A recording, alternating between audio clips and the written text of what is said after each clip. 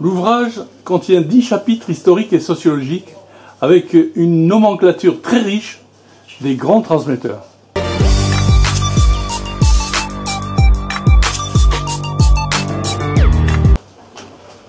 Pour qu'une initiation soit valable, il faut quand même que certains critères soient respectés.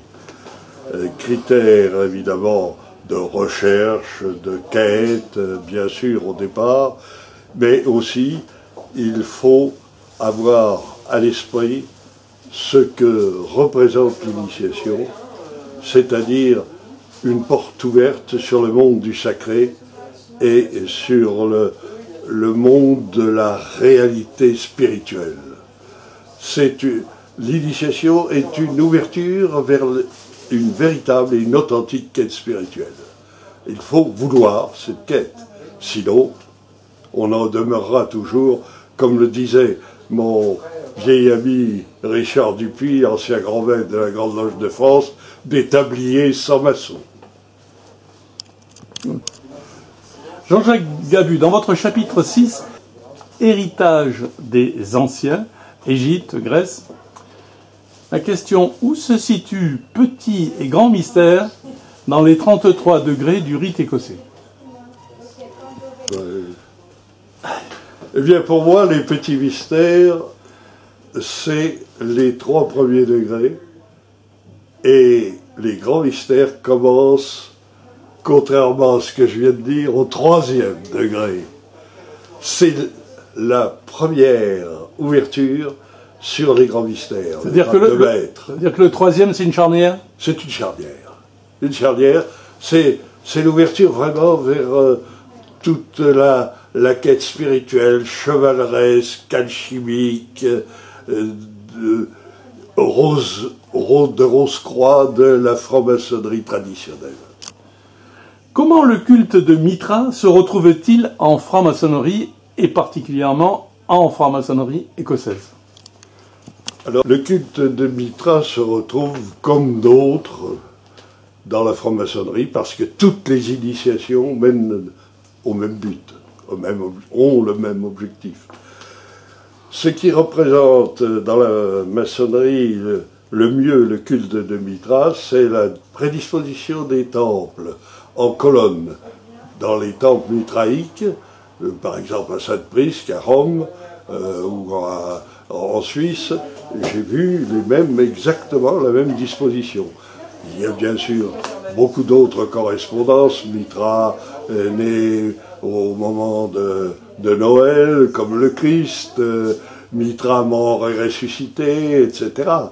Mais le culte de Mitra était au fond, très opposé au fondement chrétien de la franc-maçonnerie. Mais ce qui n'empêche pas que dans l'initiation, tout se retrouve, quelles que soient les origines. Puisqu'on parle des traditions, pourquoi la franc-maçonnerie, comme la gnose, agace-t-elle autant les religions exotériques? Oui, elle n'a pas seulement agacé, il y a eu une lutte effective dans les pays latins, et particulièrement en France, pendant des décennies. Mais ce qui fait que la franc-maçonnerie a été condamnée, j'en parle dans mon livre Église, religion et franc-maçonnerie, c'est que la franc-maçonnerie réunissait déjà au XVIIIe siècle des hommes de toute religion, et même de toute secte, ajoutait Clément XII. Donc, tout cela fait que l'Église romaine, particulièrement, a pourchassé les francs-maçons pendant des décennies, mais pour des raisons essentiellement beaucoup plus politiques que religieuses. Bien sûr, il y avait à la base un procès, celui de Tommaso Crivelli, qui permettait à l'Église de retrouver sa puissance juridictionnelle, mais en fait c'est pour des raisons beaucoup plus politiques que religieuses, l'Église suivant souvent.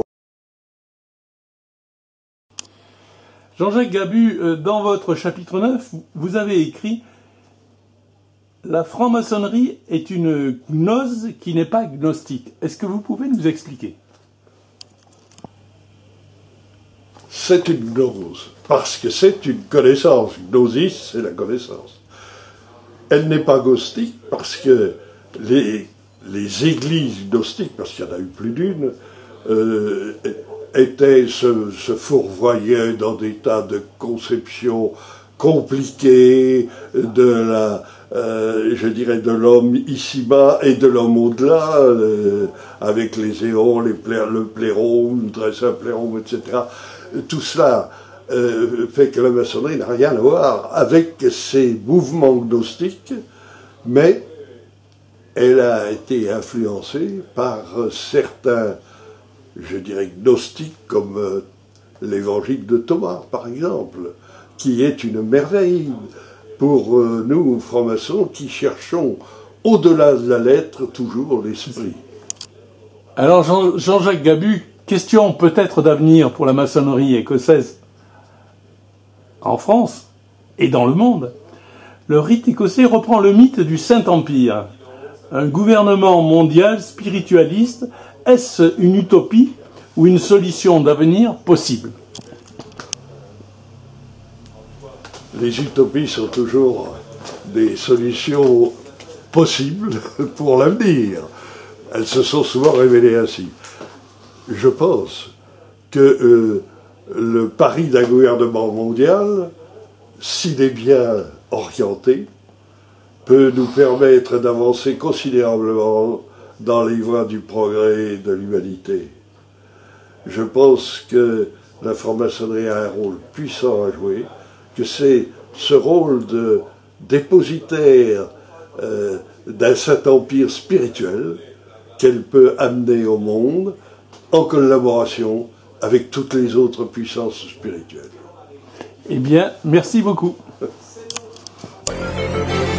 Ok, allez, bon.